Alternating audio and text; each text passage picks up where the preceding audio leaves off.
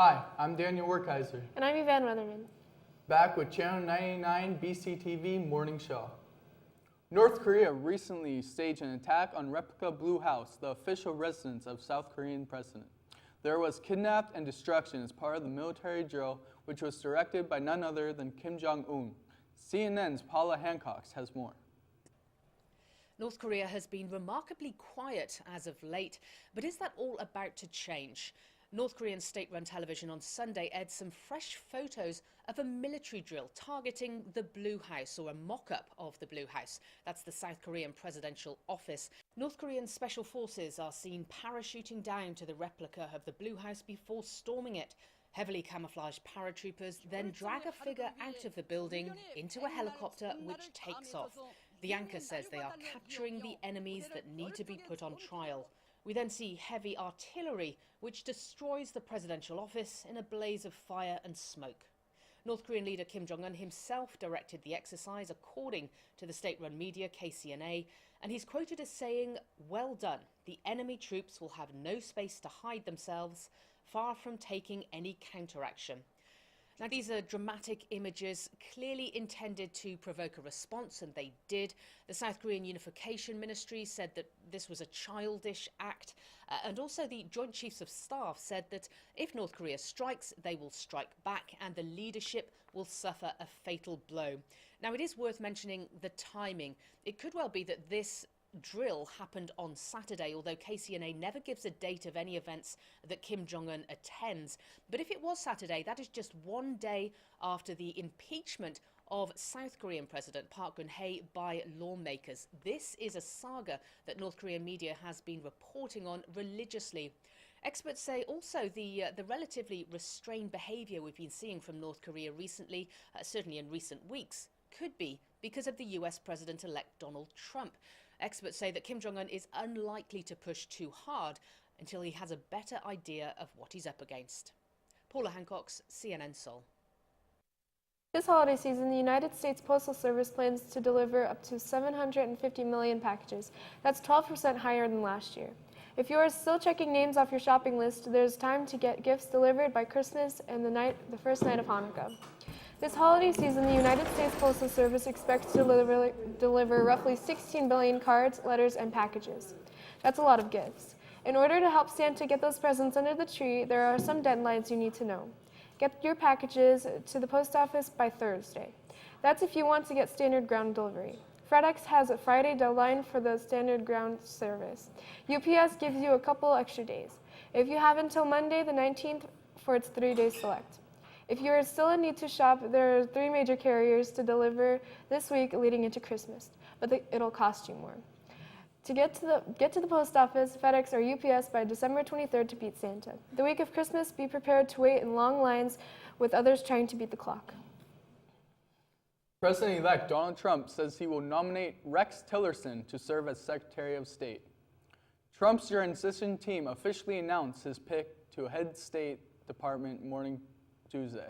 Tillerson is currently the chairman and CEO of ExxonMobil. Like Trump, he has no formal foreign policy experience, but as he's second command for world's largest energy company, Tillerson has built close relations with many world leaders.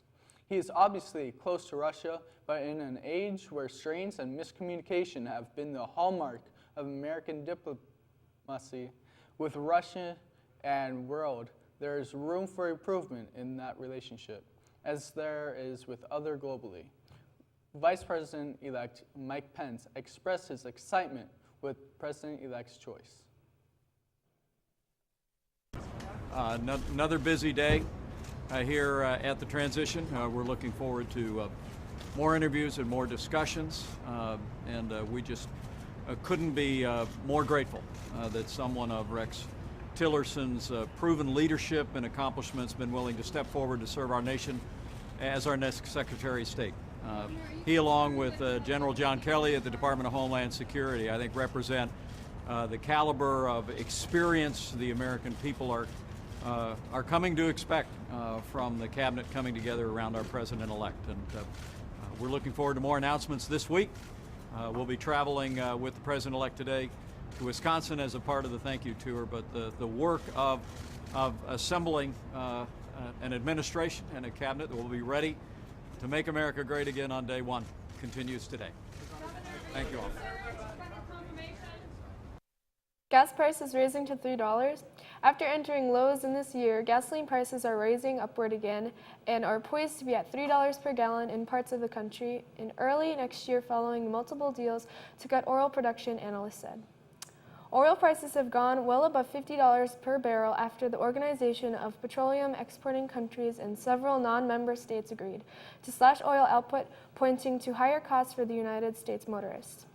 Fuel typically goes down during the low-demand winter months, but the opposite has occurred since OPEC's output cutting deal November 30th assured investors that oil's global glut would soon ease after non-OPEC countries, including Russia, struck a deal Saturday to slash nearly 600,000 barrels per day.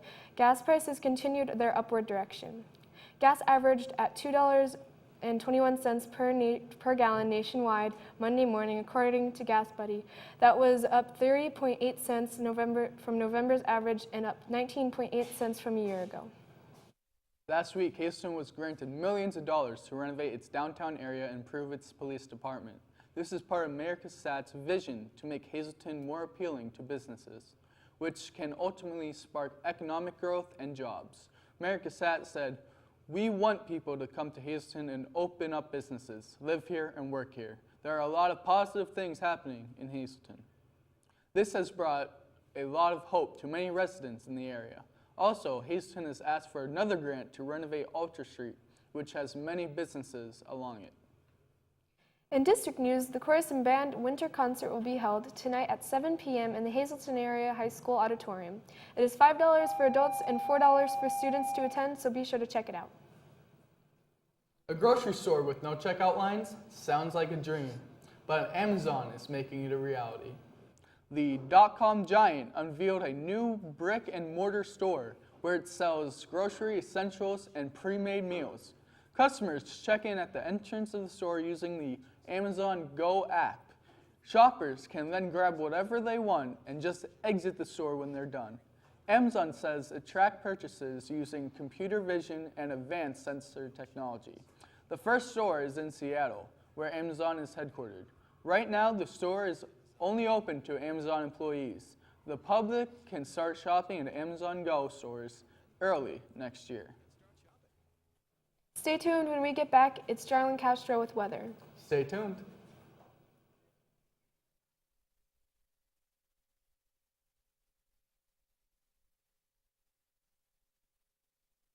The door, I was saying.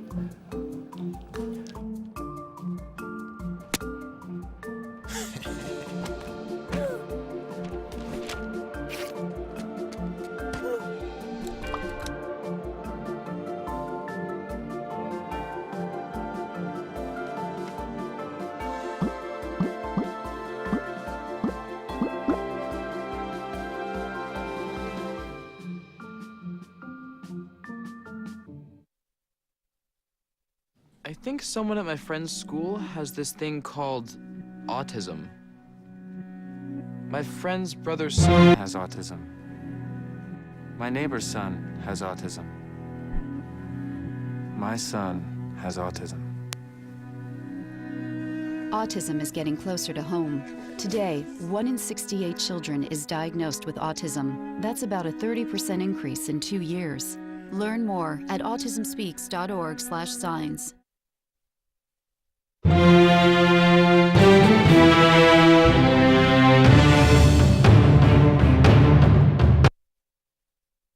Hi, welcome back to Channel 99 News Sports. I'm your host, Ryan Connors. And I'm Jason Rosario.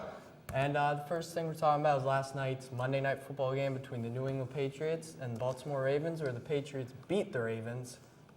And in my opinion, I think it just solidifies what I've said all year, that the Patriots are the best team. Even without Gronk, they're still looking very good. Yeah. And that was against a good Ravens team. Then they're doing great. They're probably going to be in the playoffs. That might be a matchup we're going to see later down in the road, Ravens-Patriots. So it was a good segue into that. What do you think about it, Jason? Well, I think the game was very close. The 79-yard touchdown pass to Chris Hogan from Tom Brady to get Tom Brady's 450th touchdown. I mean, that was pretty cool. They came up on top 30-25, so it was a pretty good game. Now, really quick, did you watch the Sunday Night Football game? I did watch it. It was a great game, wasn't it? Yeah, what'd you think about it? Honestly, it was boring, but great at the same time. Yeah. It was boring because it was such a low-scoring game. I mean, 10-7, but I mean, Terrence Williams gets that touchdown for the Dallas Cowboys. He was the one that caused them the loss week 1, as he did not get out of bounds to try to help them win. And it was just one of those crazy games yet again. The Giants, if the Giants win out and the Cowboys lose out, which will probably not happen, the Giants will take over the top of the division. But the Giants are looking good, so they're going to be a good wild card team. How about you? Right, I mean, it was a great game and a bad game, as you said, at the same time. Only 3 third-down conversions the entire game. It's not fun to watch, not very good offensively, but the Odell play, his 80-yard touchdown, that was Yeah, like great. that's just, he comes in the clutch all the time. Right, and now that the Cowboys lost again, does Tony Romo come back? I don't think so, but I think it's up for question at least. Yeah, I know, because football, coaches are stupid. The Giants, though, looking real good. Yeah. In the playoff picture right now. Mm-hmm. All right, well, that's all the time we have for today. Make sure to tune in next time.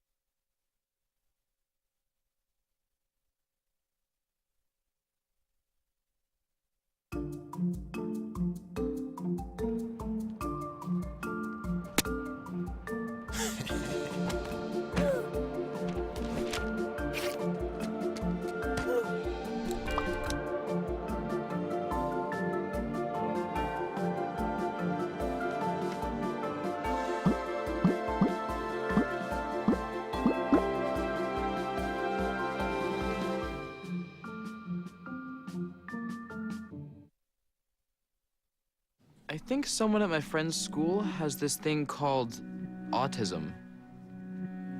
My friend's brother's son has autism. My neighbor's son has autism. My son has autism. Autism is getting closer to home. Today, 1 in 68 children is diagnosed with autism. That's about a 30% increase in 2 years. Learn more at autismspeaks.org/signs.